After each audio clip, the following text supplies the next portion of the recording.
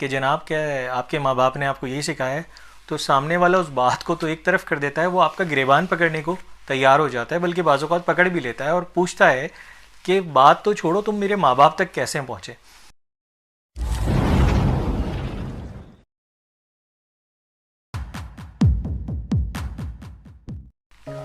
بہت اہم بات ہے یہ.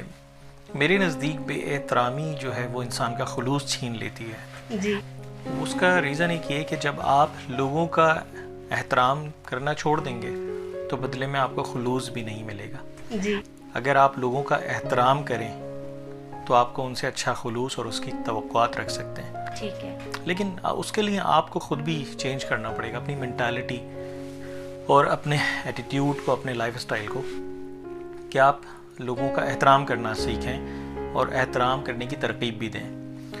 دیکھیں آج کے زمانے میں یا آج کی سوسائٹی میں ہم بہت ساری چیزوں پہ ڈپینڈنٹ ہو گئے، اور ایک بڑا آسانی سے ایک ورڈ استعمال کر دیا جاتا ہے جس کو ہم کہتے ہیں جنریشن گیپ، کہ جناب یہ جنریشن گیپ آ گیا ہے. جی بات صرف اتنی ہے، آپ کسی بھی آرگنائزیشن میں دیکھ لیں، کسی انسٹیٹیوٹ میں دیکھ لیں، ایٹیٹیوڈ کا بہت پرابلم ہے. لوگوں میں ایٹیٹیوڈ، ایگو لیول بہت زیادہ پایا جانے لگا ہے.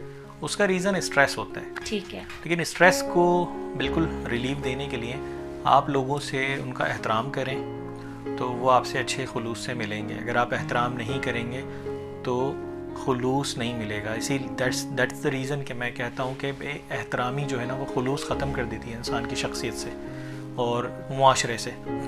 میرے والد کا تعلق چونکہ لکھنؤ سے تھا، تو لکھنؤ کے ادب و آداب ساری دنیا واقف ہے، اور جو لوگ واقف نہیں ہیں وہ یقیناً جان بھی لیں گے کہ وہاں تو لڑائی بھی اگر ہوتی تھی، اگر میں اس کو اس وقت بتانے بیٹھ گیا تو شاید آپ لوگ اس کو شاید اس لیول پہ نہ سمجھ پائیں، تو وہ پھر کسی اس میں رکھتے ہیں. ٹھیک ہے. لیکن میرے والد ایک بڑی اچھی بات کہا کرتے تھے کہ اگر پچھلے اس زمانے میں اگر آپ سے کوئی یہ کہہ دیا کرتا تھا کہ میاں تمہارے ماں باپ نے تمہیں کیا یہی سکھایا ہے، تو یقین جانیے بتایا کرتے تھے کہ سر شرم سے جھک جایا کرتا تھا کہ یہ کیا بات کہہ دی، تربیت پہ بات آ گئی. یہ بات تھی.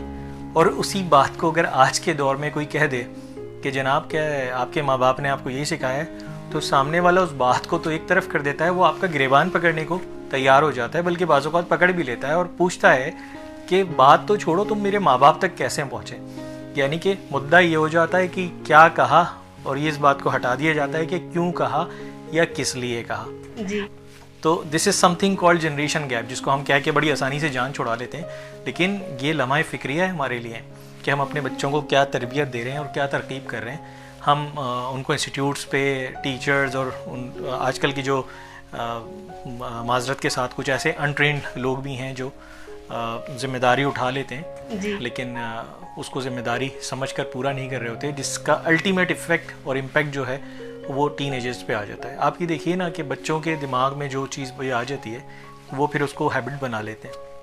اور اگر آپ اپنے بچوں کو شروع سے ہی پرخلوص ہونے کا ان کو سلیقہ سمجھائیں گے، ان کو ترغیب دیں گے، تو آپ ایک اچھے معاشرے کو ڈیولپ کرنے میں بہت زیادہ اہم کردار ادا کریں گے.